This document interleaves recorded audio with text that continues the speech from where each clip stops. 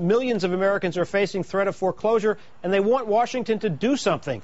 Home foreclosures increased by a staggering 112% over the past year. John McCain pointedly blamed the housing crisis on both irresponsible lenders and Americans who borrowed more than they can afford. The McCains have assets of at least $36.5 million. Some estimates actually put her worth at about $100 million. You know, it's tough to have to pack up and leave the house that we loved and the first house that we bought. We bought the house in 2003. In the end, our mortgage was 15.75%, and we could no longer afford to make the payments.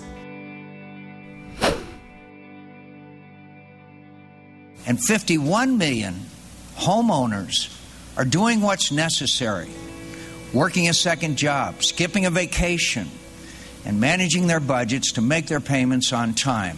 If it was really just a matter of skipping vacations, for us it was a choice between whether we were going to put food on the table or pay the electric bill or pay the mortgage. I had to take a second job working at a children's clothing store at the mall, and my husband took a job working nights at the local Home Depot. Any assistance must be temporary and must not reward people who are irresponsible at the expense of those who weren't. I don't feel like I did anything irresponsible. I got my mortgage and I was making the payments and wasn't late on any. And then when it started getting out of hand, I tried everything that I could to be able to make the payments, and I just couldn't do it.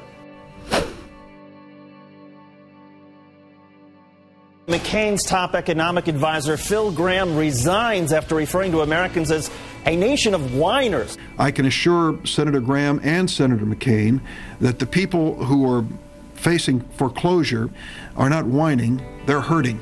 One of the hardest things for us was to find a new place to live, because as we were going around looking at houses, every house we applied for was turning us down because our credit rating was so low because of the foreclosure.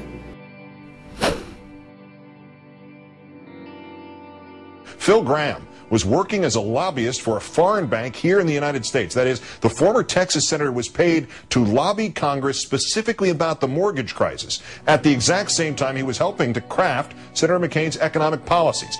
It makes me doubt whether he has the best interests of the people at heart or whether he has the interests of the corporations.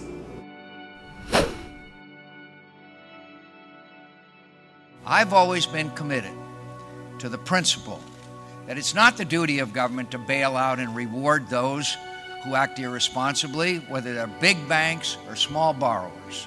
It got to the point where our mortgage was $2,400 a month and my take-home pay was only $2,200 a month. So what were we supposed to do? The wealthy. Always be interested in when people talk about who the, quote, wealthy are in America. We don't expect John McCain to be on a shoestring budget when it comes to shoes, but $520 Ferragamo calfskin loafers? My husband was running for the Senate in Arizona, and in Arizona the only way to get around the state is by small private plane, and I wound up loving it and buying a plane and, you know. I don't think unless you've been in this situation that you can truly appreciate how hard it is for people.